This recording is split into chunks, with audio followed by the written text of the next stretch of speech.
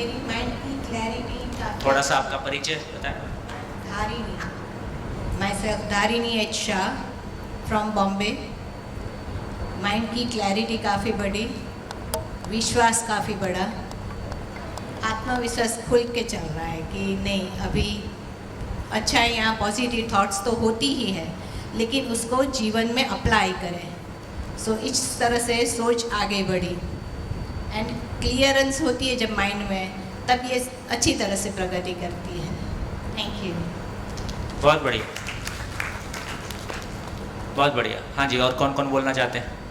Mic mic खड़े हो जाइए जो जो बोलना चाहते हैं।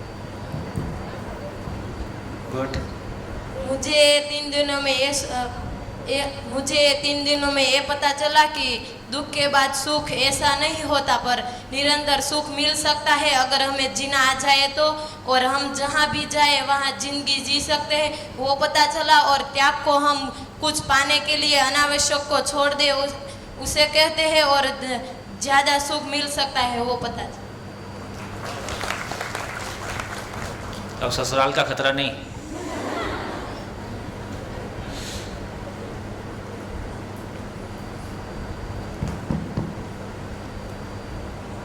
मेरा नाम हीना है। मैं आपको बताना चाहती हूँ कि मैंने अपने जीवन में उतारने वाली जो चीज़ें रखी। हमारे जीवन में केवल पैसे से सुख नहीं पाया जा सकता, उसके लिए स्वीकृति होनी चाहिए। परिवार के सभी लोगों को समझकर स्वीकृति के साथ चलना चाहिए। जिंदा रहने की कोई भी चीज़ जीने में काम नहीं आती। हम लोग अगर समझकर जिए और स्वीकृति के साथ जिए तो आगे जो समाज होगा उसे हम समझा सकते हैं कि खुशी क्या होती है। जीवन में मान सम्मान पाना गलत बात नहीं है, परंतु उसका तरीका गलत है। क्या बात। कोई भी समस्या का हल समझ के बिना नहीं निकाला जा सकता। गुड। हाँ जी, नमस्कार जी जी। अभी 3 दिन के थोड़ा माइक ऐसे रखिए, ऐसे। जी जी जी। 3 दिन के हमारा जो ये प्रवास चल रहा है, इसमें मुझे लगा कि जैसे अभी जीने के लिए जो चाबी चाहिए वो शायद मिल रही है। जो पहले ये नहीं हुआ था तो जो अनजान व्यक्ति से उसके साथ संवाद करने में दिक्कत होती थी, मगर अभी पता चला कि हम एक ही जर्नी कर रहे हैं, सुख की शोध में है, तो उसकी अनजानापन निकल जाता है, तो उसके में अच्छे से कनेक्ट हो सकता हूँ। दूसरा, मुझे लगा कि ये तो भगवान ने बाय डिफ़ॉल्ट ये सॉफ्टवेयर रखा ही था सुख का, हाँ मगर उसको एक्टिवेट करने की अभी चाबी मिल गई। बस बस। तो ये एक्टिवेट होगा, मैं अपने जीवन में उसका इस्तेमाल करूँगा, तो पूरी श्रद्धा है कि मैं सुखी हो पाऊँगा। बहुत बढ़िया। अभी मैं ये प्राकृतिक कृषि का काम कर रहा हूँ, तो मैं जब किसानों को एड्रेस कर रहा था तो उसको पैसे की वो दिखाकर उसको एड्रेस कर रहा था कि भाई इसमें आपको पैसा मिलेगा। अभी ऐसे ही है, सब जगह ऐसे ही है। हाँ जी। अभी मुझे पता चला कि अगर मैं किसान को सुख की शोध में एड्रेस करूँगा तो मैं अच्छे से ज़्यादा तरह से आगे बढ़ पाऊँगा और ये करवा सकूँगा। दूसरी बात ये हुई कि जीवन में भाव भी इतना महत्वपूर्ण है जितना पैसा नहीं है। भाव ज़्यादा महत्वपूर्ण है, मगर अगर भाव है वो जिंदा रहने के बजाय जीने के स्तर में अगर हम उसका इस्तेमाल करेंगे तो ये भाव हमें बहुत सुख दे सकता है। जी, बहुत बढ़िया, बहुत बढ़िया। देखिए, आपके कमेंट पे मेरे को एक पुराना कमेंट याद आ रहा है। तो एक सूरत की एक बहन ने शिविर के लास्ट दिन बोले हम कोई भी मोबाइल या कोई भी चीज़ लेके आते हैं तो उसका मैनुअल साथ में होता है। कोई नई इलेक्ट्रॉनिक मशीन लेके आएँ और उसका मैनुअल हमको ना मिले तो हम उस मशीन को ऑपरेट नहीं कर सकते, या गलत ऑपरेट करेंगे नुकसान भी हो सकता है। तो मानव रूपी बेस्ट इंटेलिजेंट मशीन हमको मिली है और विदाउट मैनुअल है। बेस्ट इंटेलिजेंट मशीन हमारे पास है, मशीन के रूप में हम हैं, लेकिन इसका मैनुअल हमारे पास नहीं है। वो मैनुअल ना होने की वजह से सारी परेशानी है। जैसा आपने कहा, यदि प्रकृति अपने आप में पूर्ण है, देखो सूत्र यह है कि अस्तित्व के प्रति विश्वास से स्वयं के प्रति विश्वास। अस्तित्व के प्रति विश्वास। जैसे जैसे हम अस्तित्व को समझते हैं तो हमको स्वयं के प्रति विश्वास आता है, क्योंकि मैं भी उसका पार्ट हूँ, क्योंकि मैं भी प्रकृति सहज उद्घाटन हूँ, प्रकटन हूँ, प्रकृति में बना हूँ।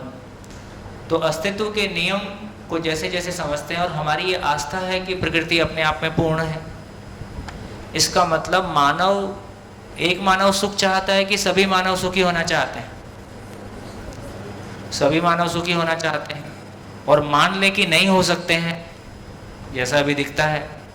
तो यदि ऐसा मान लें कि सभी मानव सुखी होना चाहते हैं और ये नहीं हो सकते हैं, इसका मतलब ये प्रकृति अपने आप में अधूरी सिद्ध होगी कि पूरी सिद्ध होगी, क्योंकि मानव प्रकृति का इंटीग्रल पार्ट है, अभिन्न अंग है, ऐसा सिद्ध हो जाता है। तो इसका अर्थ है यदि प्रकृति अपने आप में पूर्ण है, मानव उसका अभिन्न अंग है, मानव में पूर्णता की चाहत है, अधूरेपन से मुक्ति की चाहत है, इसका मतलब है उसका पूरा होने का कोई दरवाजा है ही। हम अभी उस दरवाजे तक नहीं पहुंचे हैं, इतनी ही बात है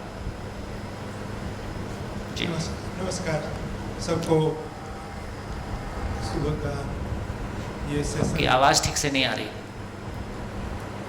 थोड़ा माइक ठीक से ऐसे बोलो। नमस्कार, मैं प्रदीप भाई वाडे, मैंने एग्रीकल्चर यूनिवर्सिटी में काम किया है, अभी मैं रिटायर्ड हुआ हूँ। तो मैंने वैसे तो सॉफ्टवेयर की, कंप्यूटर की तो कॉपी को तो कई बार फॉर्मेट किया है, लेकिन अभी मुझे मालूम हुआ है कि हमारी एक कॉपी है अंदर, उसको हमको फॉर्मेट करके कोई नया प्रोग्राम डालना है। बहुत बढ़िया। तो मैंने पिछले 3 दिनों में जीवन जीने का रास्ता साफ किया है, ऐसा लगता है, और विचारों की स्थिरता और समाधान आएगा ऐसा मुझे लगता है। अभी तो मैंने प्रोग्राम डाला नहीं है, बिल्कुल बाद में मुझे तो अभी हमारा सॉफ्टवेयर कैसा है? 1947 पायरेटेड इन्फेक्टेड। और दूसरा, मैं हमारा मित्र है डॉक्टर सावलिया सर के साथ प्राकृतिक खेती के बारे में काम कर रहा हूँ, क्योंकि मेरा ही सब्जेक्ट ही एग्रीकल्चर है, तो मुझे थोड़ा बहुत इंटरेस्ट लगता है। क्या ऑर्गेनिक फार्मिंग के लिए काम करते हैं? हाँ जी, ऑर्गेनिक मतलब प्राकृतिक फार्म, प्राकृतिक खेती। तो दोनों अलग चीज़ है, ऑर्गेनिक और प्राकृतिक अभी तक ख्याल नहीं हुआ था। चलिए, रासायनिक से दोनों ही अच्छे हैं। हाँ, नहीं, वो उसमें रासायनिक है ही है ही नहीं, कोई पेस्टिसाइड नहीं, कोई केमिकल नहीं, मात्र प्रकृति ने जो पंच तत्व दिया है उसका ही उपयोग है, और उससे बिल्कुल खेडूत की समाधान आ सकता है, वो हमको समझ में आ गया है। तो उसके लिए हम दोनों वैसे काम कर रहे हैं। तो जी देखिए, जो आप काम कर रहे हैं बहुत बढ़िया काम कर रहे हैं। आदमी नेचुरल फार्मिंग करे, उसके लिए उसका माइंडसेट नेचुरल हो तो ही कर पाए। डेफिनेट। तो नेचुरल माइंडसेट बनाने का फैक्ट्री लगाएं, नेचुरल फार्मिंग होने लगेगी। फार्मिंग में टेक्निक्स बहुत, यदि हम नेचुरल फार्मिंग करते हैं तो टेक्नोलॉजी बहुत ज़्यादा नहीं है, केवल प्रकृति के आपसी संबंध को ही समझना है, परस्परता में संबंध को ही समझना है। हमारा माइंडसेट नेचुरल हो जाए। अभी हमारा माइंडसेट नेचुरल नहीं है। जैसा आपके साथी ने कहा या आपने कहा कि अभी तक आदमी को मोटिवेट करने का तरीका इतना ही है कि पैसे की भूख जगाओ, क्योंकि उसके अंदर पैसे की भूख है, वहाँ से उसको पकड़ लो। जितने भी फॉरेनर, अधिकांश जो फॉरेनर मोटिवेशनल स्पीकर्स हैं, तमाम लोगों का जो केंद्र है बात करने का, वो पैसे की भूख को पकड़ने का रहता है, या नाम, नेम एंड फेम की भूख को पकड़ने का रहता है। उससे हम आदमी नहीं राक्षस बनाते हैं, है ना? सही बात है। ग्रामीण जीवन शैली में जब हम प्रकृति के साथ में जीते हैं, अभी मोटा पैसा अधिकांश जगह वहीं आता है जहाँ कोई शोषण का मैकेनिज्म लगता है। जब हम एक नेचुरल फार्मिंग वाली या ग्रामीण जीवन शैली में जाएंगे तो वहाँ किसका शोषण करोगे? तो वहाँ पे सही अर्थों में देखें तो हाँ, हमारी आवश्यकताएं पूरी हों, हमारा मन बढ़िया रहे, इसको बहुत आराम से किया जा सकता है। बिल्कुल सर, आप सही यही रास्ते पे है। और ये जो हमारी सुख की शोध है, उसका जो मिसयूज है, ये मल्टीनेशनल कंपनियां ये सब यही कर रही है। ये हमारी सुख की शोध का मिसयूज है। हाँ, जो मार्केटिंग वो इसलिए मिसयूज कर रहे हैं क्योंकि हम सदुपयोग नहीं कर रहे हैं। जी जी सर, हम सदुपयोग करना शुरू करेंगे तो कोई मिसयूज करे, ऐसा होता ही नहीं। बढ़िया, एक बात बोल के फिर आपकी बात सुनते हैं। देखिए फिर से केंद्र को पकड़े रहें। क्या केंद्र को पकड़ना है? अभी मैं जब ऊपर चढ़ रहा था सीढ़ियाँ तो एक बहन मेरे से पूछ रही थी ये सुख क्या है। अब मैं चलते चलते क्या जवाब देता? तो मैंने कहा ये सुख वो चीज़ है जिसके मिल जाने के बाद ये क्वेश्चन खत्म हो जाता है।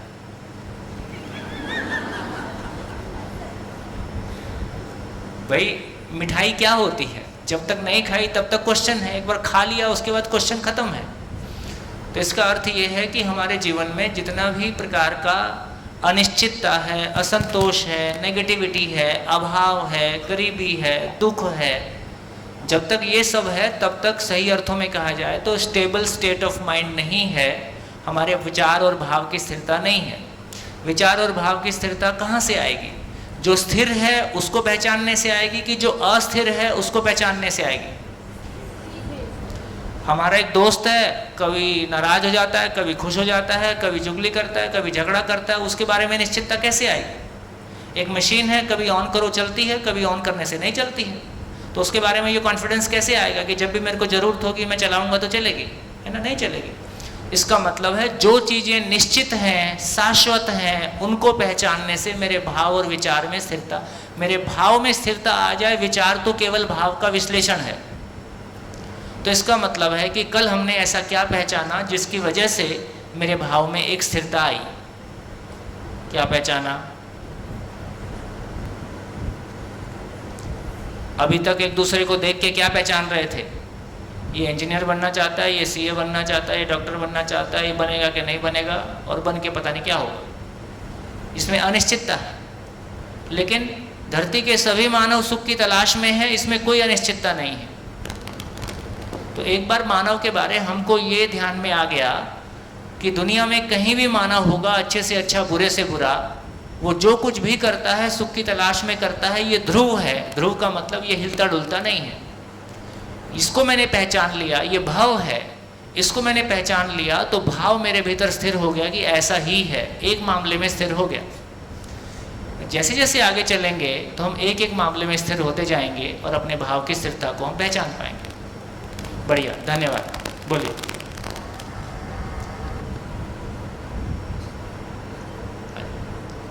नमस्कार।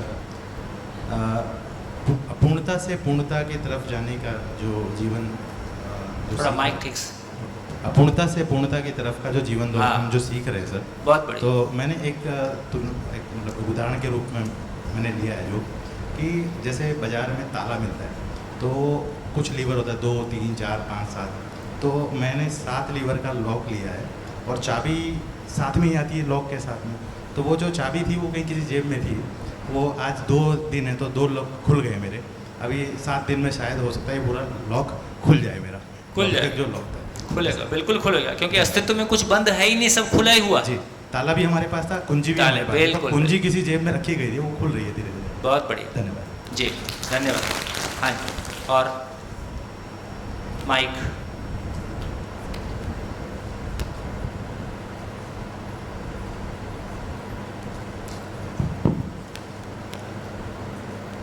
हेलो, नमस्कार जी। હું વિસનગર સમર્થ ગ્રુપમાંથી છું। સુખ એટલે સ્વીકૃતિ के भाव में जीना एक सुख है।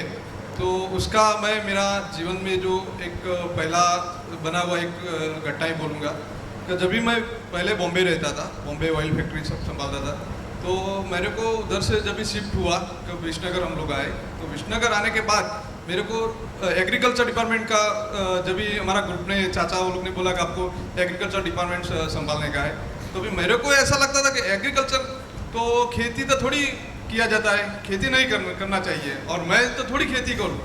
ऐसा करके मैं 3 महीना तक ग्रुप के साथ सामने स्वीकृति नहीं था मेरा, तो मैं सामने उल्टा एक क्वेश्चन करता था। 10 एकड़ में करने के लिए भी मैं जब भी होता था ना तो अलग ही चाचा या कोई भी प्रश्न करेगा, कोई भी कुछ करेगा तो मैं उसका उल्टा ही प्रश्न करता था और वो सॉल्यूशन नहीं लाता था, प्रश्न ही खड़ा करता था। जब भी चाचा ने एक बार हमको ऐसा बोला कि भाई अपने को इसमें इस विजन से करने का है, तभी मैंने स्वीकारा जिस दिन रात से। तो अभी मैं 750 एकड़ में लैंडिंग खेती करता हूँ, पर मेरे को कभी भी कोई भी प्रॉब्लम नहीं है। रात को 12 बजे काम करने का है तो भी मैं प्रश्न नहीं खड़ा करता हूँ, मेरे को सॉल्यूशन ही निकलता है। 750 एकड़ में मैं करता हूँ जब भी मैंने स्वीकारा तभी से। ये एक मेरे को ज़्यादा उसमें लगा। बहुत बढ़िया, थैंक यू।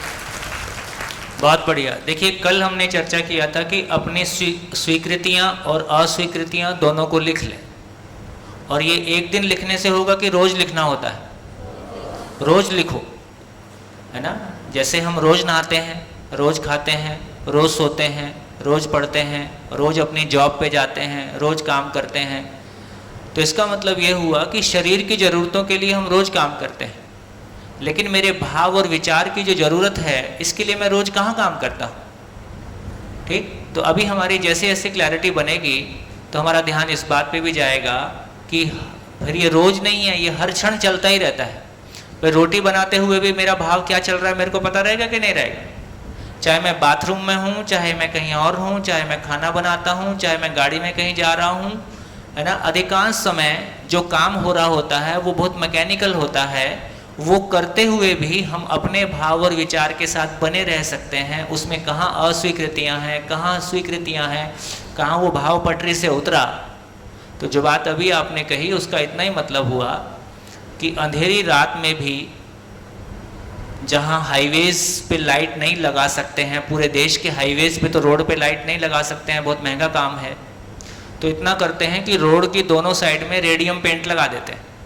देखा, रोड के दोनों साइड में रेडियम पेंट लगा देते हैं, तो उससे हमको रोड दिखती रहती है और हमारी गाड़ी अंधेरी रात में रोड से उतर जाए ऐसा नहीं होगा। अब गाड़ी की स्पीड कितनी है? 100 किलोमीटर पर आवर। हमारे विचारों की स्पीड कितनी है? अनलिमिटेड। अनलिमिटेड स्पीड, और रेडियम पेंट है नहीं और लाइट भी नहीं है। गाड़ी में भी लाइट नहीं है, रेडियम पेंट भी नहीं है। अब गाड़ी कहाँ जाएगी?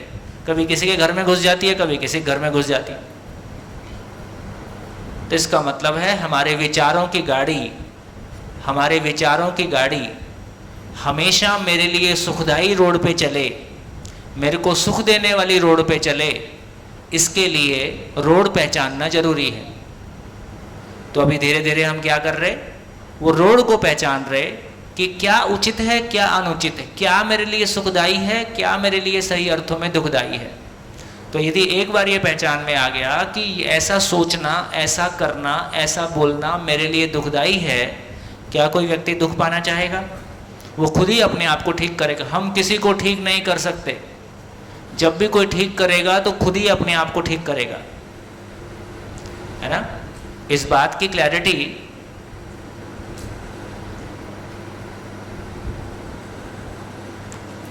क्लैरिटी हमको आ जाए कि हम किसी को ना कुछ समझा सकते हैं, ना हम किसी को ठीक कर सकते हैं। हम क्या कर सकते हैं? हम खुद को हम समझ सकते हैं और ठीक हो सकते हैं। हम समझ सकते हैं और ठीक हो सकते हैं, और हम कुछ ठीक हो गए तो दूसरों को दिखेगा कि नहीं दिखेगा? वो दिखता ही है। फिर वो भी ठीक होना चाहता है तो हमसे पूछ लेगा। वो ठीक होना चाहता है तो कोई सहयोगी हो सकता है। हम किसी को ठीक नहीं कर सकते, हम किसी को समझा नहीं सकते। कोई समझना चाहता है, हम उसके समझने में सहयोगी हो सकते हैं। तो ज़्यादा काम नहीं बचा, काम इतना ही बचा कि मुझको ठीक होना है, मुझको समझना है, बाकी जैसी आवश्यकता होगी कर लेंगे। बढ़िया। हाँ जी, माइक। हेलो, आवाज़ कम है क्या आज? थोड़ी सी उठाओ। Hello hello. हाँ, मेरा नाम माया है, मैं यहीं पे पढ़ाई करती हूँ। मेरा प्रश्न है स्वीकृति और अस्वीकृति से है। आपने कल कहा था कि कोई हमें कहीं पे जाने से मना किया, उसने जो उदाहरण दिया था उसी पर है। उसने मना किया है तो उसकी स्वीकृति है कि हम वहाँ ना जाए, और हमारी स्वीकृति है हम वहाँ जाए। तो इन दोनों में से हमें एक को स्वीकार करना है, एक को अस्वीकार करना है। पर अगर हम उनकी बात मानते हैं तो हम अपनी स्वीकृति को अस्वीकार करते हैं तो दुखी होते हैं। तो और वो दुखी हो वो भी हमें नहीं चाहिए। तो बीच में जो आपने कहा था झेलना पड़ेगा, तो क्या हमें हमेशा झेलना ही पड़ेगा? हमेशा नहीं, जब तक दोनों में समझदारी नहीं है तब तक। और एक और क्वेश्चन है मेरा, ये ठीक हो गया? हाँ, ये हो गया। हमेशा नहीं झेलना पड़ेगा, कभी नहीं, कभी। अरे तो जब तक दोनों में समझदारी नहीं है, देखो हाँ। ये भी बात बहुत साफ सुथरी है कि यदि मेरा बच्चा पढ़ने जाएगा तो समाज में जाएगा, आज दिल्ली की स्थिति ये है कि एक माँ अपने 3 साल के बच्चे को बाहर ग्राउंड में खेलने के लिए छोड़ दे, ऐसा वो एफोर्ड नहीं कर सकती है। उसको लगता है कि मेरे बच्चे के साथ कोई दुर्घटना घट सकती है, तो वो खड़ी ही रहती है। तो समाज धीरे धीरे भय से मुक्त हुआ है कि और भयभीत हुआ है, भयभीत हुआ है। अब यदि समाज भयभीत है तो मेरे को खड़ा ही होना पड़ेगा ना। कब तक होना पड़ेगा? जब तक समाज भी ठीक नहीं होगा। तो इसका मतलब है कि मेरा परिवार भी ठीक हो, ये समाज भी ठीक हो, ये मेरे परिवार के सुखपूर्वक जीने के लिए मेरी ज़रूरत है ना। अब तक हम जो सोच रहे थे समाज में सब कुछ ठीक हो जाए और मैं गंदगी फैलाते रहूँगा, तो क्या मंगल ग्रह से लोग आएंगे ठीक करने, है ना। तो हमको मेरा परिवार सुख शांतिपूर्वक जीना चाहता है, तो ये सारी बात इतनी है कि मेरा बच्चा खेलेगा तो समाज में, पढ़ेगा तो समाज में, शादी होगी तो समाज में, बाजार से खरीद के लाएगा तो समाज में, है ना, मरेगा तो समाज में, जिएगा तो समाज में। इसका मतलब है समाज मेरे घर का आंगन है, समाज मेरे घर का आंगन है। आंगन में गंदगी होगी तो उड़ के घर में भी आएगी और हम नहीं बच सकते। तो जितनी शिद्दत के साथ हम अपने परिवार की रोजी रोटी के लिए ख्याल रखते हैं, उसकी पारिवारिक भौतिक आवश्यकता के लिए ख्याल रखते हैं, उतना ही ख्याल परिवार को मिलके समाज में मानसिकता स्वस्थ बनी रहे, ये ख्याल रखना भी हमारी ज़रूरत है। इसमें कोई समाज सेवा नहीं, समाज सेवा जैसा कुछ होता ही नहीं है। हमें खुद ही समझना है। और क्या, और क्या, हाँ। और करना भी क्या है। और एक क्वेश्चन इसी पर है। मैं अपने घर का उदाहरण लेती हूँ। मेरे मामा है, उसको कैंसर था, वो एक्सपायर हो गए हैं। उसको पता था कि मुझे कैंसर है, कितने दिनों से पता था, वो ऐसे ही चल रहा था। फिर उसे जीना था, बहुत उससे इच्छा थी, जिज्ञासा थी जीने की। तो वो फिर भी उसे पता था कि मुझे मरना भी है और उसे लगता है मुझे जीना भी है। तो 1 महीना जब उसके एक्सपायर होने से 1 महीने पहले उसने ये मान लिया कि मुझे अब मर जाना है, ये मुझसे सहन नहीं हो रहा है। वो एक्सपायर हुए, उसके थोड़े कुछ दिन पहले उसने खाना पीना छोड़ दिया मरने के लिए। उसने खाना पीना छोड़ दिया तो उसे जीने की इच्छा भी थी और ये सहन भी नहीं हो रहा था। तो इसमें क्या करे? क्या उसकी स्वीकृति थी या अस्वीकृति थी? उसे दुख था या सुख था? बहुत कंफ्यूजन। देखिए, 2 बातें लेके चले। पहली स्थिति ये है कि हम सामान्य घटनाओं में सामान्य बने रह सकें। अभी तो घर में कोई परिस्थिति खराब नहीं है, खाने को भी है और सब कुछ ठीक है, फिर भी हम झगड़ा कर रहे हैं। तो पहली स्थिति ये है, हमारी समझ बढ़ेगी तो कम से कम हम सामान्य परिस्थितियों में खुश रह सकें, ये पहली स्थिति है। उससे और आगे की स्थिति बनेगी तो हम असामान्य स्थितियों में भी सामान्य बने रह सकें, ये आगे की स्थिति है। तो पहले पहली सीढ़ी पार किए जाए, फिर अगली सीढ़ी को देखेंगे। और एक क्वेश्चन है मेरा, ऐसा मेरे क्वेश्चन पूछती हो कि आंसर भी सुनती हो? हाँ, सुनती हूँ। सुनते हो? फिर क्या आंसर दिया मैंने? कि असामान्य स्थिति में भी हमें सामान्य रहना चाहिए। रहेंगे। कब रहेंगे? जब हमें पता है कि ये होना ही है। देखा। और एक क्वेश्चन है, ऐसा ही हुआ, मेरे मामा है, उसकी वाइफ है, उसके भाई के साथ, उसे भी मैं मामा ही कहती हूँ। उसको भी कैंसर था, उसको ही सेम ही था सब कुछ। उसने भी एक्सपायर होने से पहले सब खाना पीना छोड़ दिया। उसके छोटे छोटे बच्चे हैं, उसे भी जीने की बहुत इच्छा थी। मेरे बच्चों का क्या होगा, मेरी बीवी का क्या होगा, मेरी पूरा बूढ़ी माँ है, उसका क्या होगा। उसको भी ये हुआ तो वो एक्सपायर हुए। फिर कुछ दिन बाद ये चर्चा निकली कि उसके परिवार में, उसका नाम नहीं लेना चाहूँगी, उसके परिवार की गलती की वजह से इन दोनों की मृत्यु हुई। ऐसा हुआ। क्या ऐसा होता है?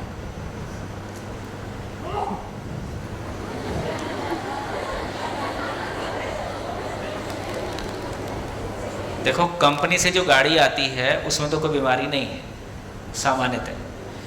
जितनी गलतियां हमारी जीवन शैली में हैं उसकी तुलना में जितने बच्चे पैदा हो रहे हैं बहुत स्वस्थ पैदा हो रहे हैं, बहुत बच्चे बीमार पैदा होने चाहिए। जैसी हमारी जीवन शैली है वैसी। इसका मतलब है प्रकृति में बीमारी की व्यवस्था नहीं है भी तो वो अपने तरीके से कुछ ठीक होता है। लेकिन ये जो हमारा माइंड सेट, सोचने का तरीका, वो जो पैसे की भूख है, वो जो और झंझट हैं, उसकी वजह से जो रासायनिक खेती है ना। भाई कैंसर, जब हम छोटे थे कैंसर बहुत कम लोग को सुनते थे, अभी ऐसा आजू बाजू हर घर में कुछ केस सुनने को मिल जाएगा।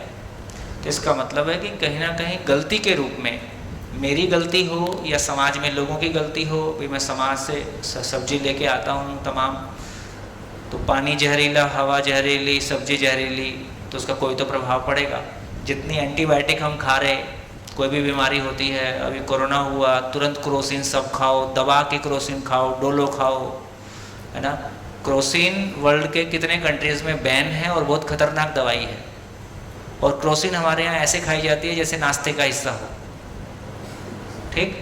तो एक समाज में जब अवेयरनेस नहीं है, जागृति नहीं है कि क्या उचित है क्या अनुचित है, तो देखो 20 साल की एजुकेशन में हमारे पास कौन सा ऐसा जुगाड़ है कि एक आदमी स्वस्थ कैसे रहे, उसको इसका ज्ञान कहाँ है। जबकि हमारे यहाँ आयुर्वेद जैसा शास्त्र, इतना समृद्ध शास्त्र है।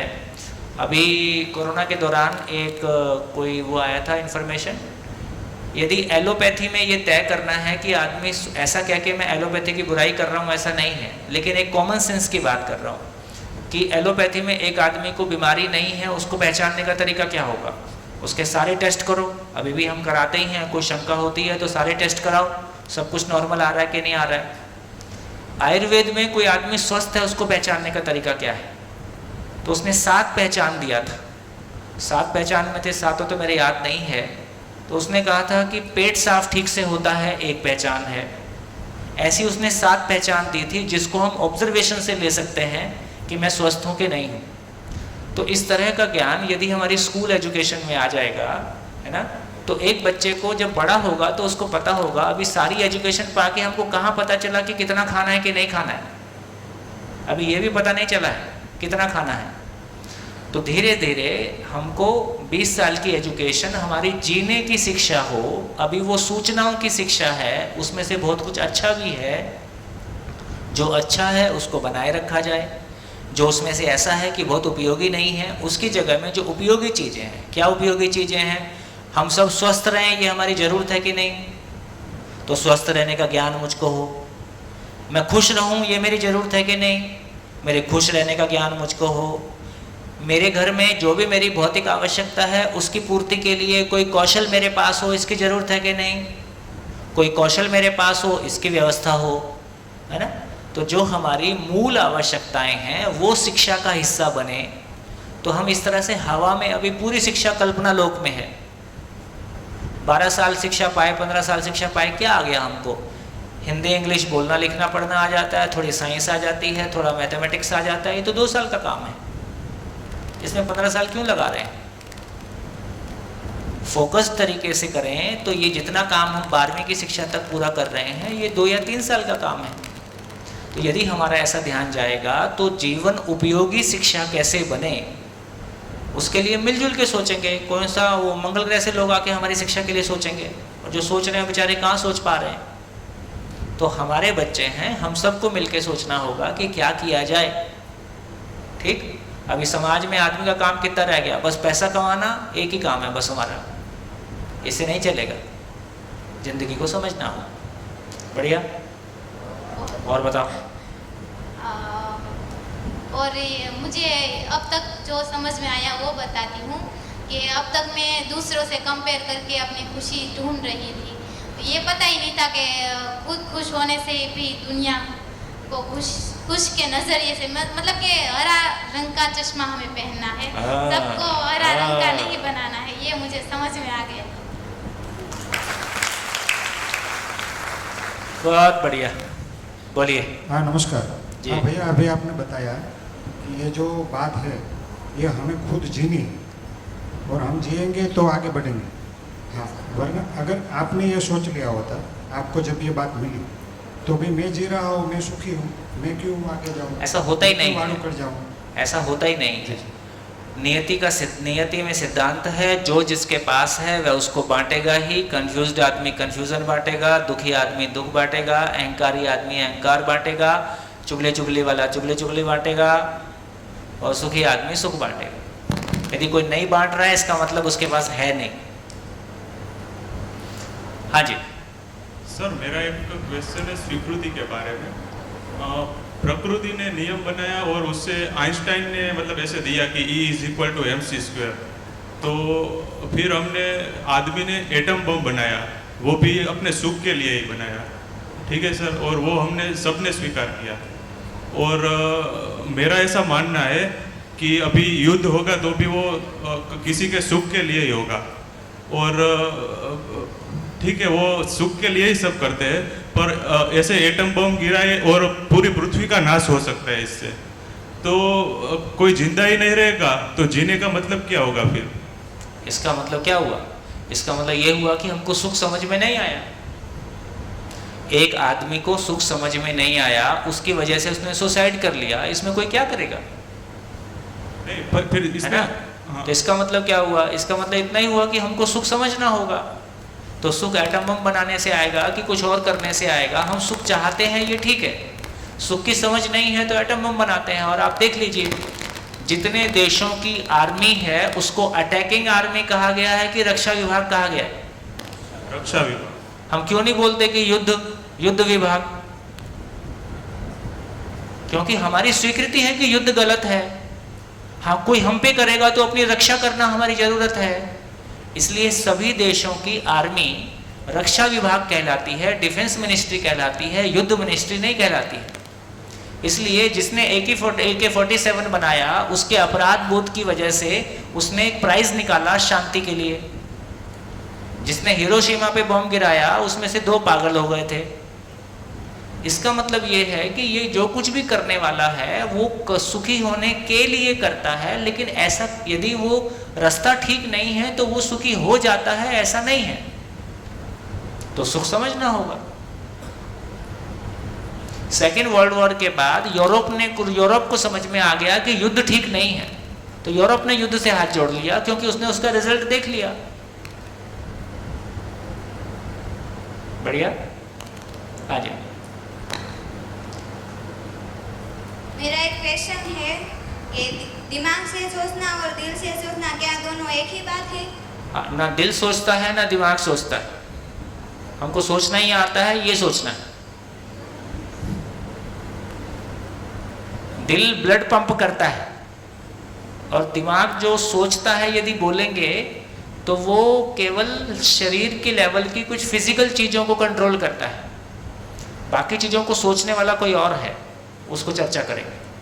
हाँ जी, और कोई? हाँ जी, नमस्कार। माइक। मुझे लगता था कि जिंदा रहना ही जीना है। आप कहाँ हो? मालूम है। अच्छा, कैमरे के पीछे आ गए। मास्क उतार के बोल सकते हैं, ऊपर वायरस नहीं आएगा। मुझे लगता था कि जिंदा रहना ही जीना है, लेकिन जीने का रास्ता ही कुछ अलग है। जीने के लिए कुछ तकलीफ भी आ सकती है, मरने के बाद चिता को भी जलन नहीं होती। तो जो कुछ सीखा वह पहले से ही था, लेकिन हमारा तो ध्यान ही नहीं था उस तरफ। सही अर्थ और उपयोग पता नहीं, मुझे सिर्फ यह शब्द ही पता थे, सही उसका अर्थ नहीं पता।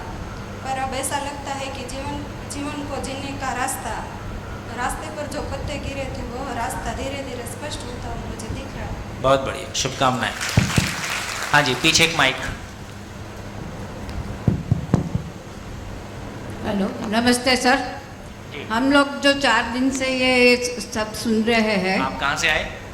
मैं भावनगर से आई हूँ और यहीं रहती हूँ। यहीं पे रहती? 20 दिन से यहीं आई हूँ, रहने के लिए अब आ गई हूँ। जी जी। तो मैं जो हम जिंदा रहना, जीना, सुख की परिभाषा, ये सब जो सुनते हैं, पर मेरे जीवन में मैं ऐसा कह सकती हूँ कि मेरे जीवन में कोई दुख है ही नहीं। मैं यही अक्सर सोचती हूँ कि विश्व में सबसे ज़्यादा सुखी मैं हूँ। मुझे किसी के साथ कभी गुस्सा नहीं आता, कभी के कोई तकलीफ नहीं होती। इतने सारे लोग हैं, सभी के साथ में अलग अलग उनकी तरह से बात कर सकता हूँ। और कभी भी मैं ये सोचती नहीं कि मुझे कोई बड़ी बीमारी आएगी। और कितने सालों से मैं ये कोशिश कर रही हूँ कि जो लोग मेंटली डिस्टर्बेंस पाते हैं, उन लोगों को मैं उनसे बातें करके कई समय जब तक वो स्वस्थ नहीं हो तब तक हमेशा उनको बात करके उनको मेंटली डिस्टर्बेंस से बाहर निकालती हूँ। बढ़िया, शुभकामनाएं। हाँ जी। स्त्री और पुरुष कंपैरिजन करनी शक्य है क्या? हाँ बेटा, स्त्री और पुरुष, स्त्री और पुरुष के कंपैरिजन करनी शक्य है क्या? हाँ शक्य है, पॉसिबल है क्या? स्त्री पुरुष में कंपैरिजन पॉसिबल है क्या? है क्या? नहीं। हाँ, स्त्री और पुरुष का कंपैरिजन कर सकते हैं क्या, है ना? देखो पहले ये समझना होगा कि कंपैरिजन क्यों करना है, पहले ये समझना होगा। मैंने ऐसा तो कंपैरिजन क्यों करना है? आपकी राइटिंग बहुत अच्छी है, मेरी राइटिंग उतनी अच्छी नहीं है, तो आपकी राइटिंग को देख के मेरे को ये प्रेरणा मिलती है कि मैं भी अच्छा लिख सकता हूँ। आप बहुत अच्छा गाते हो और मुझको लगता है कि मैं भी अच्छा गा सकता हूँ, तो मैं आपसे सीख सकता हूँ। तो कंपेयर करने का ये मतलब होता है कि जो मेरी कमियाँ हैं उनको मैं दूर कैसे कर सकूँ, तो किसके साथ चल के दूर करना है मेरे को कैसे पता चलेगा? तो कंपेयर करके ये समझ में आता है कि इस मामले में मैथमेटिक्स, इसका मैथमेटिक्स अच्छा है, इसकी केमिस्ट्री अच्छी है, तो मैं इससे मैथमेटिक्स सीख सकता हूँ। इसकी केमिस्ट्री अच्छी है या किसी की अच्छी नहीं है तो मैं उसको सहयोग दे सकता हूँ। तो एक सूत्र है, उसको अपन लिख लें। हर मानव अपने महत्व को जानकर तृप्त होता है। हर मानव अपने महत्व को जानकर तृप्त होता है। क्या चीज है? हर मानव अपने महत्व को जानकर, अपनी इंपॉर्टेंस को जानकर, अपनी उपयोगिता को जानकर तृप्त होता है।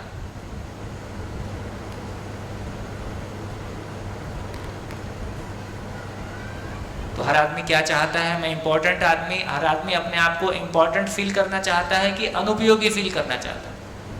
हर व्यक्ति अपने आप को इंपॉर्टेंट फील करना चाहता है ना? यही उसके भीतर खुशी है। अब मेरी इंपॉर्टेंस क्या है? तो मेरी इंपॉर्टेंस क्या है कि कितने लोगों की ज़िंदगी में मेरा कोई योगदान है।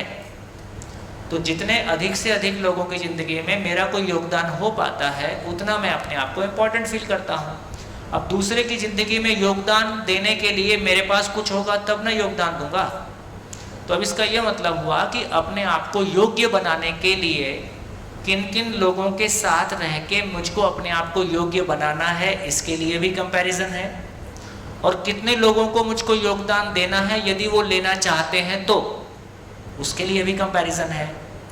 तो इस मामले में पति पत्नी का भी स्त्री पुरुष का भी कंपैरिजन हो सकता है, सभी का कंपैरिजन आपस में हो सकता है। ठीक, तो हमको ये तय करना होगा पहले कि कंपैरिजन हम क्यों करना चाह रहे हैं। तो कंपैरिजन गलत है ऐसा नहीं कहा जा रहा है, कंपैरिजन क्यों किया जा रहा है उस पर निर्भर करेगा कि कंपैरिजन करके हम सुखी होने जा रहे हैं कि दुखी होने जा रहे हैं। जैसे माता जी ने कहा कि भाई मैं सुखी हूँ, मेरे को कोई दुख नहीं है, तो अब ज़िंदगी का क्या मतलब है? ज़िंदगी का इतना ही मतलब है यदि आप सुखी हो तो आपके माध्यम से कितने लोगों की ज़िंदगी में बाहर आती है, बहुत अच्छी बात है। तो ठीक हो गया। तो कंपैरिजन सही या गलत नहीं होता है, कंपैरिजन के पीछे हमारी दृष्टि क्या है, क्यों कंपेयर कर रहे हैं, है ना? दूसरे को नीचा दिखाने के लिए कंपेयर कर रहे हैं या आगे बढ़ने और आगे बढ़ाने के लिए कंपैरिजन कर रहे हैं? प्रेरणा पाने के लिए, प्रेरणा देने के लिए कंपैरिजन है या नीचा दिखाने के लिए और नीचा देखने के लिए कंपैरिजन है? ये अपने को देखना होगा। बढ़िया, गुड। और बोलिए। हाँ बेटा। स्वीकृत और अस्वीकृत।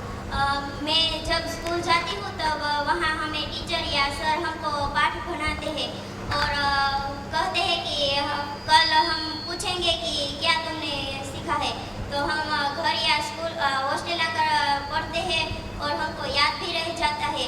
और दूसरे दिन हम स्कूल जाते हैं, वहाँ वो लेक्चर आता है, वहाँ टीचर या सर होते हैं, तो हमको बारी बारी सबकी बारी आती है, वैसे भी हमारी भी बारी आती है, तब हम खड़े होकर कहते हैं कि हमको द्विजारी भी आती है और हम कुछ बोल ही नहीं सकते। वो कैसे होता है? आता है और बोल नहीं सकते। हाँ। विश्वास में कमी, अपने प्रति विश्वास में कमी। तो इसका मतलब है जरूरी नहीं है कि जो भी पूछा गया सब कुछ मुझको आता हो। हम पढ़ के ही जाते हैं, फिर भी हमको ऐसा क्यों लगता है कि मैं नहीं बोल पाऊंगी? हाँ, वो जो अपने में देखो पढ़ के जाते हैं और आता भी है, वो क्या चीज़ है? कौशल है, लेकिन जीने का विश्वास नहीं है। जब स्वयं के प्रति विश्वास नहीं है ना, तो जो हमको आता है वो भी भूल जाते हैं।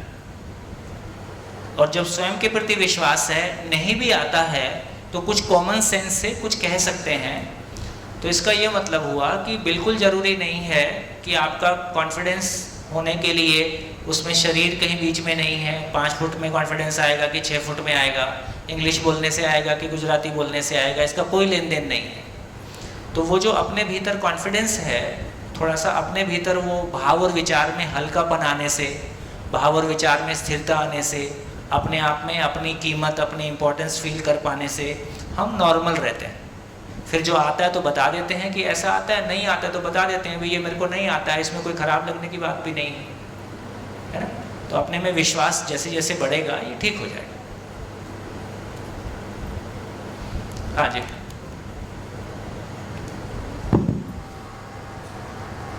मेरा नाम मकवाना अनीता है, मैं यहीं पढ़ती हूँ।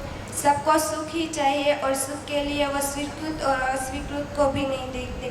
स्वीकृत हमें हमारे व्यवस्था के लिए है। जीना कोई भौतिक वस्तु से जिया नहीं जा सकता, जीना मानसिक स्थिति के आधार से जिया जा सकता है।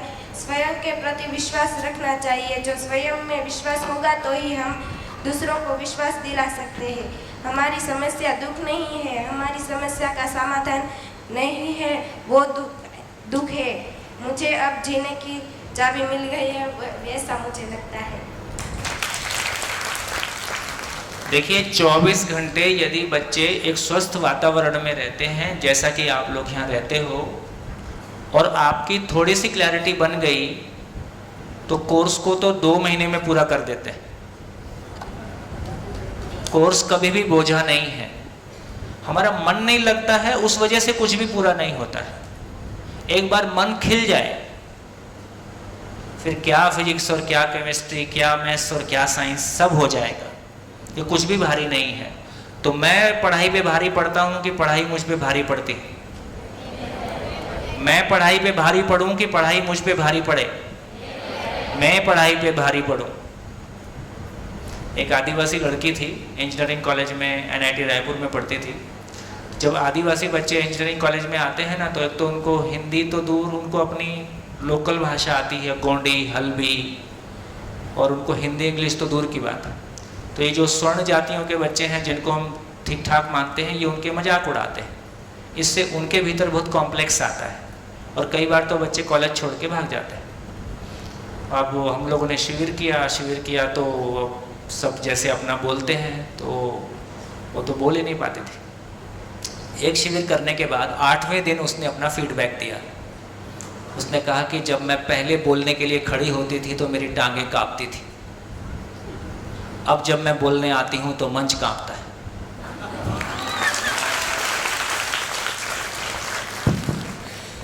क्या चीज़ है? मैं बोलता हूँ लिखो तो आपको कौन सा याद करके लिखना होता है? अपने में ध्यान देते हैं, अपने में कुछ दिखने लगता है, हम उसको लिख देते हैं। बोलता हूँ तो कौन सा आप याद करके बोलते हो? आप अपने में ध्यान देते हो, बोल देते हो। काम की बात क्या है? सारी पढ़ाई का कुल मतलब कितना है? सारी पढ़ाई का कुल मतलब इतना है कि हमको खुद को और नेचर को डायरेक्टली पढ़ना आ जाए। अभी क्या कर रहे हैं आप? डायरेक्टली पढ़ रहे हैं कि नहीं पढ़ रहे? हमारे आपके बीच में कोई किताब है? मैं कोई किताब लेता हूँ?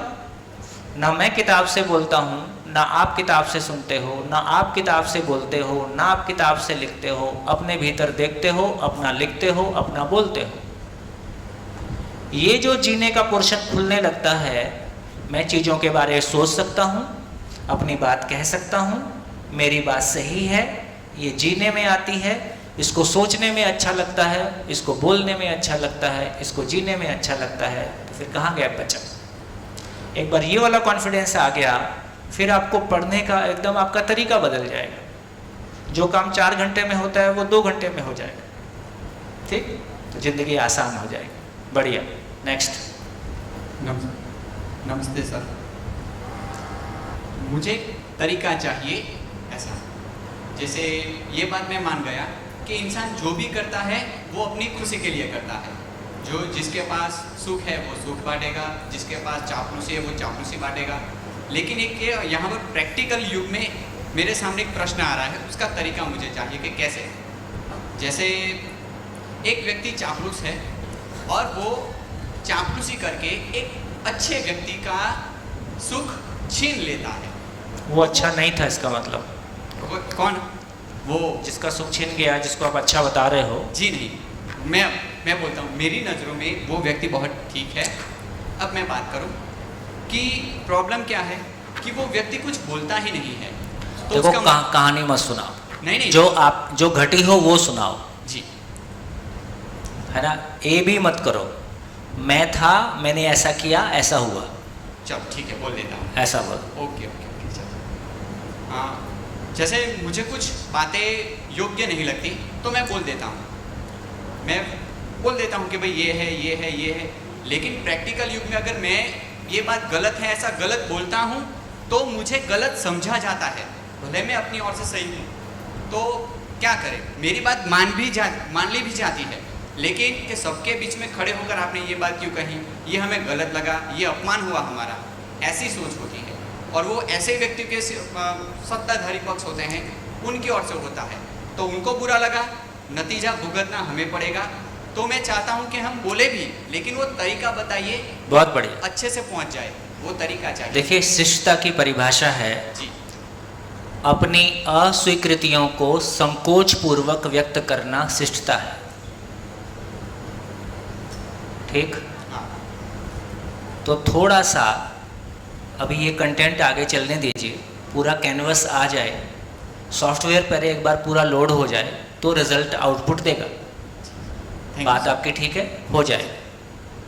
ये सारी बातें घूम फिर के स्वयं के प्रति विश्वास के साथ जुड़ जाती। अभी बहुत सारे लोगों में ना कहने की हिम्मत नहीं होती है, हाँ कह के फंस भी जाते हैं और ना कहना आता नहीं। तो जहाँ ना कहने की ज़रूरत है वहाँ विनम्रता से ना भी कह सकें और सामने वाले को बुरा भी ना लगे, ऐसा कहने का तरीका कैसा होगा? ठीक है, बढ़िया, धन्यवाद। आगे चलते हैं। कहाँ से शुरू किया, कहाँ पहुँचे? कहाँ से शुरू किया था? एड्रेस गलत। दूसरा पॉइंट, जिंदा रहना जीना। तीसरा पॉइंट, जीना। फाइनली जीना निकला। जीना क्या है? विश्वास के साथ। विश्वास क्या है? क्यों जीना, कैसे जीना? क्यों जीना? सुख की तलाश। कितना सुख? निरंतर। सुख क्या है? स्वीकृति का भाव। स्वीकृति किसके लिए? व्यवस्था के लिए कि अव्यवस्था के लिए? व्यवस्था के लिए स्वीकृति है। तो मैं बीमार हो जाऊं इसके लिए स्वीकृति नहीं है, मैं स्वस्थ रहूं इसके लिए स्वीकृति है। गंदगी के लिए स्वीकृति है कि सफाई के लिए स्वीकृति है? सफाई के लिए स्वीकृति है। तो इस तरह से परिवार शिकायत मुक्त, अभाव मुक्त हो जाए इसके लिए स्वीकृति है कि परिवार में झगड़ा होता रहे इसके लिए स्वीकृति है? परिवार में गरीबी के लिए स्वीकृति है कि परिवार में समृद्धि के लिए स्वीकृति है? समाज में भय मुक्ति के लिए स्वीकृति है कि समाज भयभीत हो इसके लिए स्वीकृति है? ग्लोबल वार्मिंग के लिए स्वीकृति है कि प्रकृति में बैलेंस हो इसके लिए स्वीकृति है? बैलेंस के लिए स्वीकृति। क्लियर हो गया? तो हमारी स्वीकृति किसके लिए है? नेचुरल। ये एक आदमी के लिए है कि सभी आदमी के लिए? सभी आदमी के लिए। फिर जहाँ अव्यवस्था है वहाँ हमारी स्वीकृति कैसे आएगी? जहाँ अव्यवस्था है वहाँ हमारी स्वीकृति कैसे आएगी?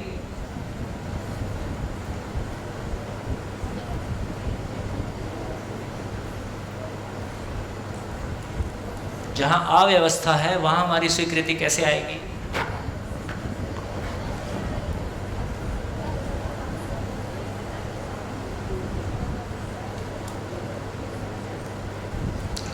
जैसे नेचर में जो कुछ भी हो रहा है वो किसी नियम से हो रहा है कि बिना नियम के हो रहा है? नियम से हो रहा है। तो मानव नियम से सुखी होता है, नियम से दुखी होता है। ठीक हो गया? तो जब मैं किसी घटना के कारण को पहचान लेता हूं और उसके निवारण की सामर्थ्य रखता हूं तो मैं उससे प्रभावित नहीं होता। जैसे डॉक्टर दूसरे के बीमार होने से प्रभावित नहीं होता, मैकेनिक गाड़ी के खराब होने से प्रभावित नहीं होता। तो एक बार हमको घटना का नियम पता चलता है, उसको ठीक करने की हमारी सामर्थ्य आ जाती है ना, तो हम उससे प्रभावित वैसा नहीं होते। तो चलिए आज हम समझेंगे कि ये सुख जिसको बोला कि सुख किसके लिए है? व्यवस्था के लिए स्वीकृति है।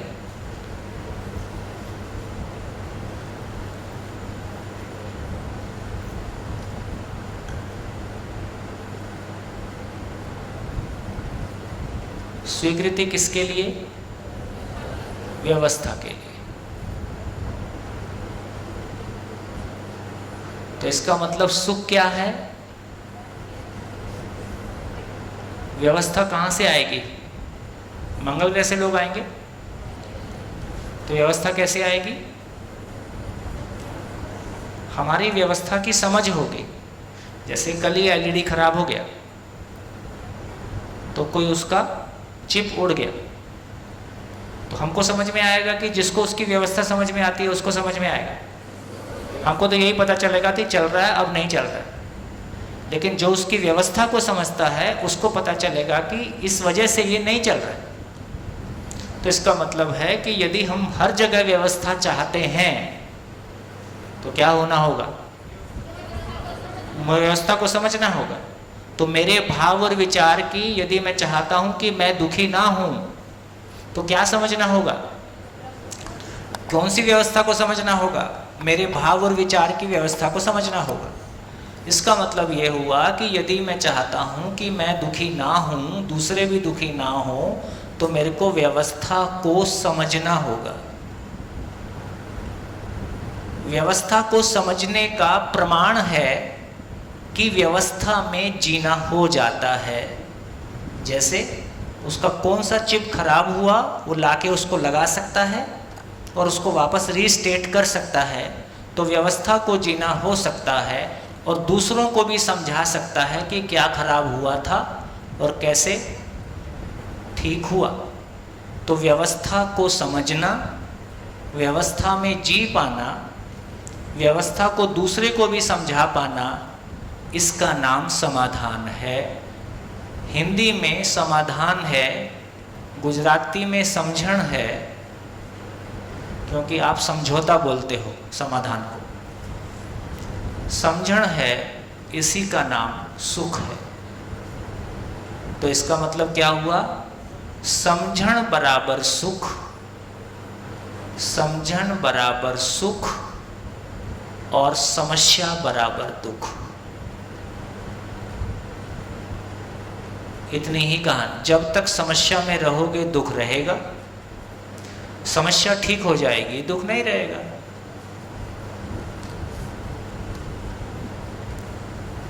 हमारी जिंदगी में कोई भी समस्या है, जब तक वो समस्या के रूप में है दुख रहेगा। तो दुख किस बात की सूचना है?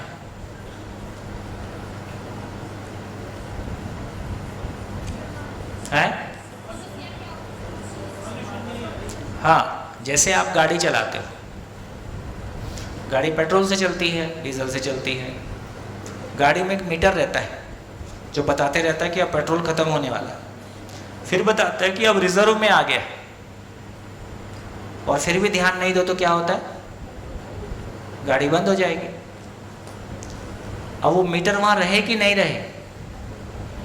नहीं, ये बार बार बोलता है खत्म हो गया, तो उसको फुल पे रख के फिक्स कर देता हूं। ऐसा कर दूं?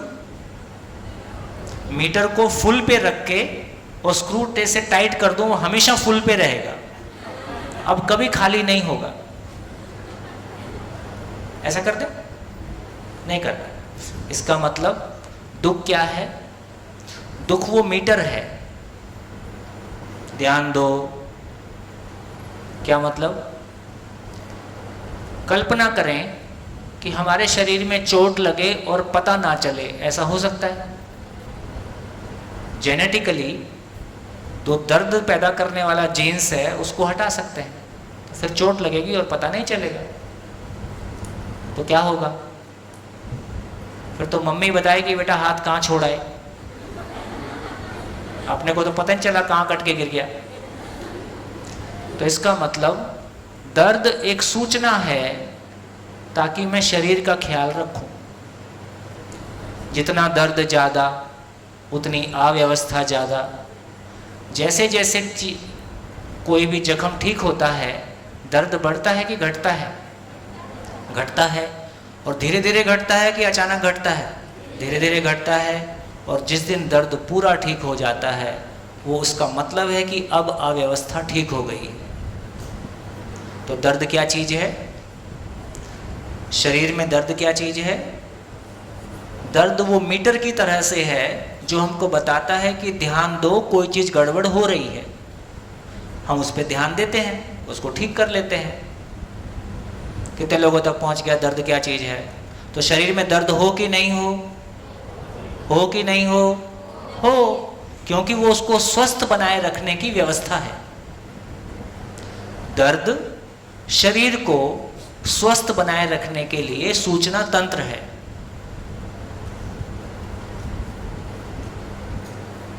बढ़िया। हाँ बेटा।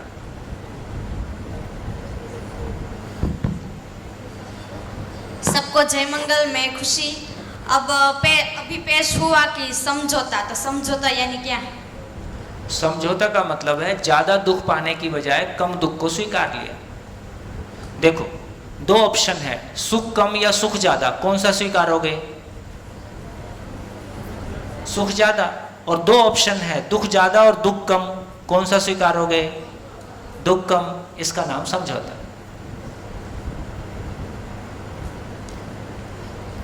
ठीक हो गया?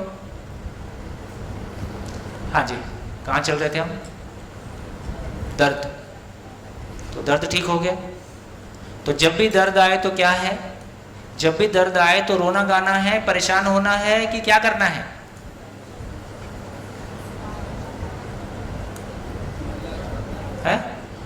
इलाज करना है।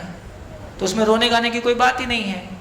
जब भी दर्द आए ये समझना है कि दर्द क्यों हो रहा है, और धन्यवाद उस दर्द को कि उसने मेरे को सूचना दिया ताकि मैं अपने आप को ठीक रख सकूं। क्या हो गया? Stable state of mind. तो जरा सा कुछ हुआ नहीं और रोना गाना शुरू। तो रोने गाने के लिए दर्द नहीं आया है, दर्द आपको आगे जाके बड़ा वाला रोना नहीं रो इसके लिए आया है। तो ये ठीक हो गया। क्या बदल गया? क्या बदल गया? दर्द के प्रति हमारी समझ बदल गई, दर्द के प्रति हमारा दृष्टिकोण बदल गया कि दर्द कोई बुरी चीज़ नहीं है। दर्द मुझको स्वस्थ रखने के लिए, मेरे शरीर को स्वस्थ रखने के लिए प्राकृतिक व्यवस्था है।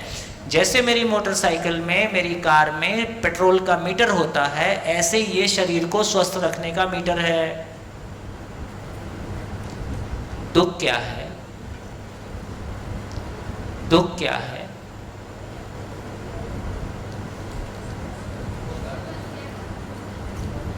दर्द शरीर का मीटर है, दुख किसका मीटर है? दुख किसका मीटर है?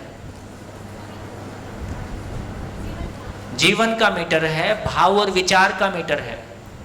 तो भाव और विचार में कोई अव्यवस्था है, उस मीटर का नाम दुख है।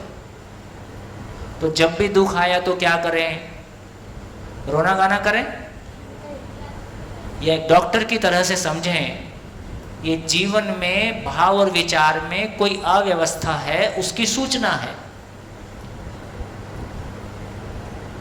ठीक? ऐसा अब हमारा दुख के प्रति दृष्टिकोण बदले। और ये सूचना मिले कि नहीं मिले? सूचना मिलेगी तो मुझको अपना अधूरापन पता चलेगा, अधूरापन पता चलेगा तो मैं उसको पूरा कर पाऊंगा, तो मैं आगे बढ़ूंगा। मैं आगे तब बढ़ूंगा जब मेरे को आगे करना क्या है ये पता हो। तो दुख ये बताता है कि आगे क्या करना है। दर्द ये बताता है कि शरीर के लिए आगे क्या करना है। कब तक दर्द होता है शरीर में? जब कोई अव्यवस्था है। जब सब कुछ ठीक होता है तब कोई दर्द होता है? तब दर्द नहीं होता है। कब तक दुख होगा जिंदगी में? जब तक कोई अव्यवस्था है। इसका मतलब कोई चीज समझना शेष है। तो दर्द दुख ये बताता है कि क्या समझना शेष है, उसको समझा जाए। तो अब दुख आएगा तो अब दुख आएगा, जीवन में दुख आएगा तो दुखी होगे कि खुश होगे? दुखी होगे कि खुश होगे? जोर से बोलो, जोर से बोलो।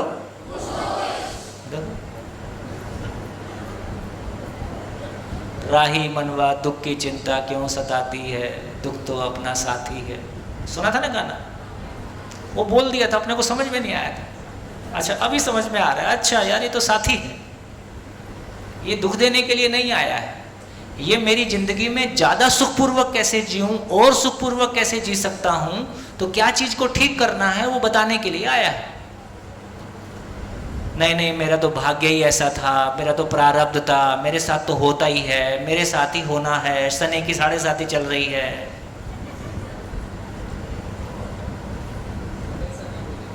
अब ऐसा नहीं बोले, अब वो अपॉर्चुनिटी है।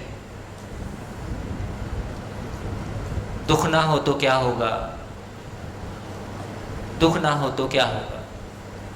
दुख ना होगा तो अपना अधूरापन कभी पता नहीं चलेगा। मैं कहाँ अधूरा हूँ ये कभी पता नहीं चलेगा, और ये कभी पता नहीं चलेगा तो मैं पेड़ पौधे जैसा हो जाऊंगा। मानव एकमात्र इकाई है जिसमें कि अपनी पात्रता को बढ़ाने का, अपनी समझ को बढ़ाने का और पूर्ण होने का अवसर उपलब्ध है।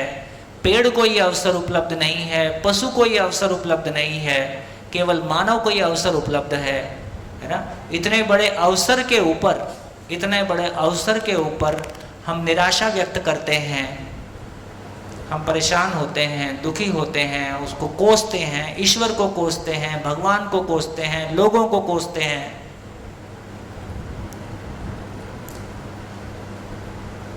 क्या कर रहे हैं हम अस्तित्व को गाली देते हैं। तो अस्तित्व को गाली दे के आपका भला होने वाला नहीं है। तो अस्तित्व को गाली देना है कि अस्तित्व को समझना है? अस्तित्व को समझना है। तो हमारा क्या बदल गया? ये चर्चा करने से क्या बदल गया? State of mind. हम स्टेबिलिटी की ओर जा रहे हैं कि अनस्टेबल होने की तरफ जा रहे हैं? स्टेबिलिटी की ओर जा रहे हैं। अब दुख आएगा तो पहले की तरह से मैं रोना गाना करूंगा या मैं उस पर सोचूंगा? सोचूंगा। और जिसने दुख दिया उसके लिए गलत सोचूंगा कि उसको धन्यवाद दूंगा, तुम्हारी वजह से मुझको मेरा अधूरापन पता चला, धन्यवाद।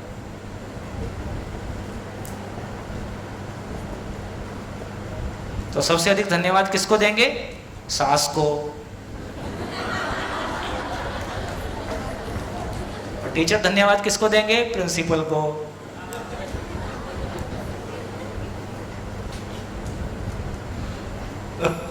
जो जिससे दुखी है उसको धन्यवाद देगा। दृष्टिकोण बदलने की बात है। बोलते हैं ना, नजरें बदलती हैं तो नज़ारा बदल जाता है। नजरें बदलती हैं तो नज़ारा बदल जाता है। इसका इतना ही मतलब हुआ, जिस अर्थ में वो घटना अस्तित्व में है उसी अर्थ में मैं उसको देखने लगता हूँ।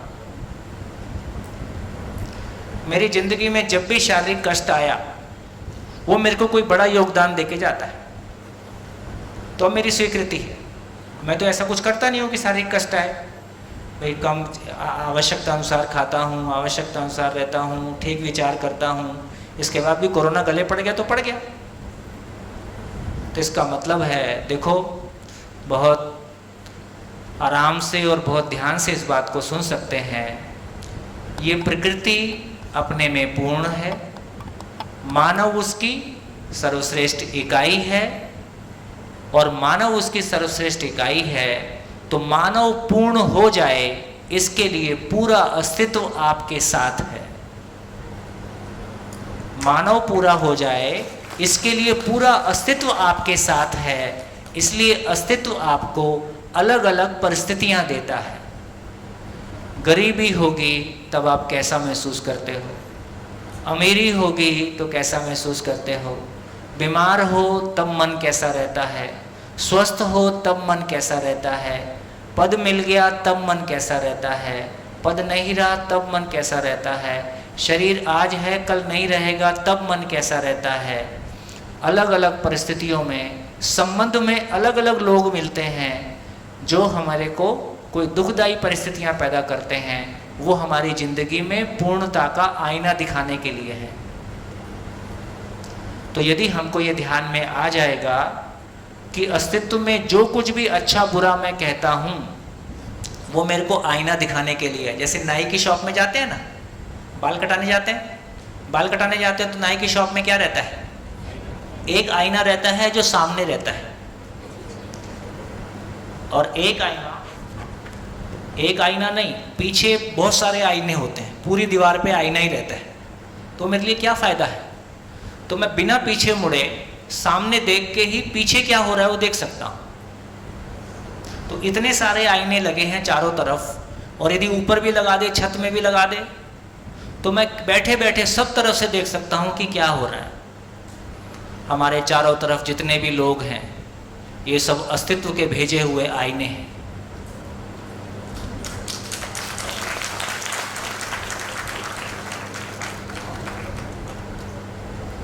और जो जितना खतरनाक आईना है वो उतना ही ज़्यादा मेरी जागृति के लिए सहायक है।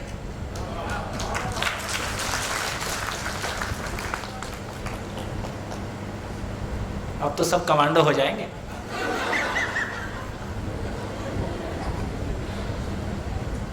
दृष्टिकोण ही तो बदलना है। और ऐसा मैं कह रहा हूं इसलिए ऐसा नहीं है, ऐसा नेचर में है, अस्तित्व में है, इसलिए वो सब कुछ सुनने से ठीक लगता है और प्रैक्टिसेबल भी है। जी माइक।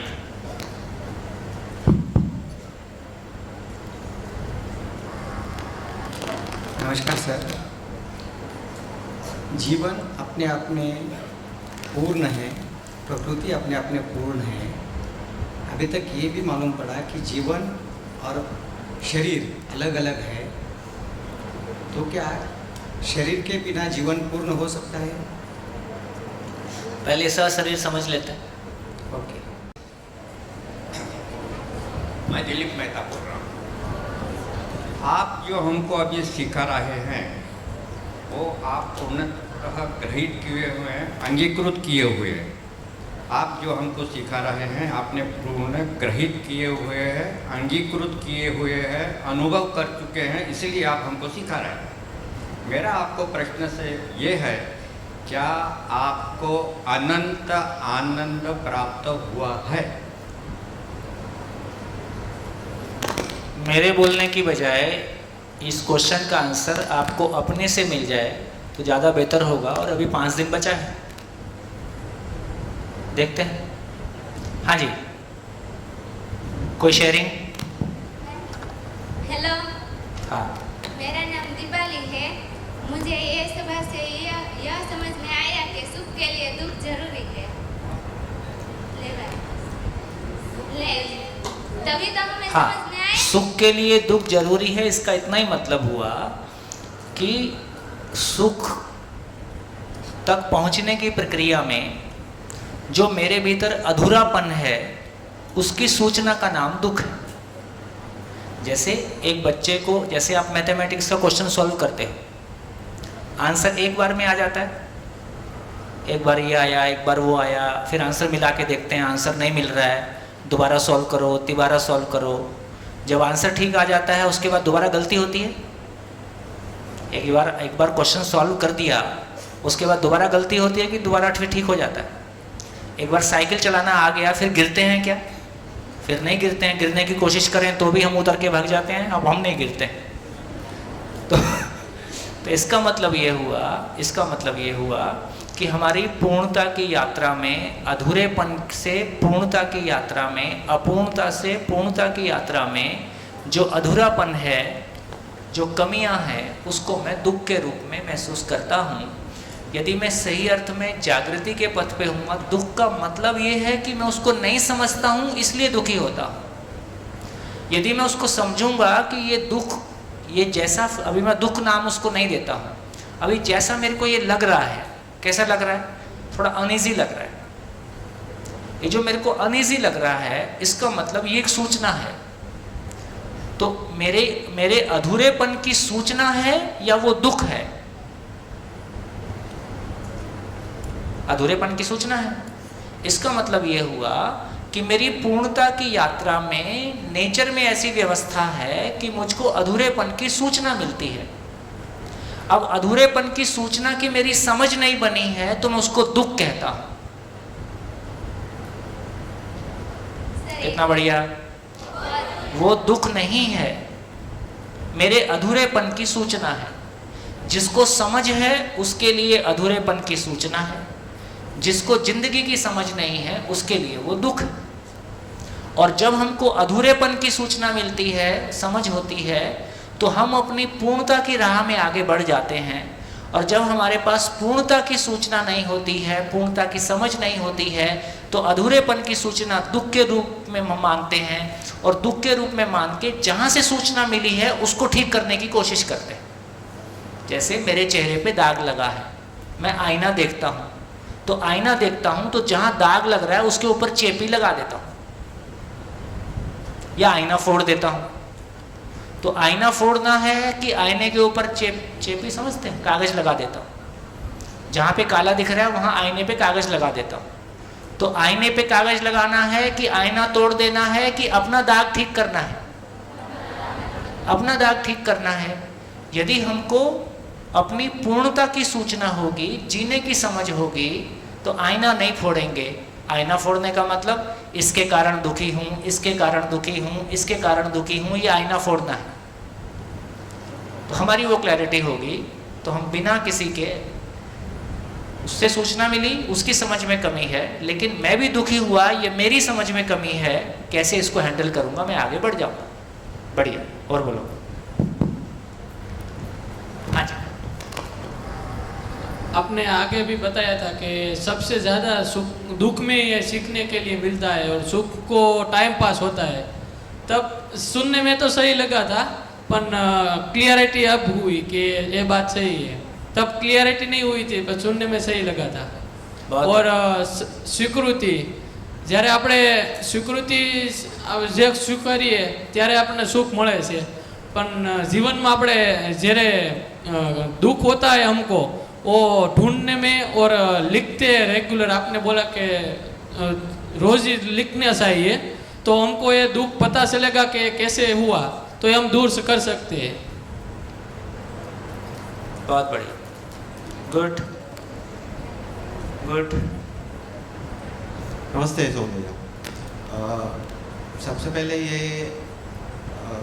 सुना था कि जो भी आपको तकलीफ देता है, गलती देता है, दुख देता है, उसको आप थैंक यू बोलो।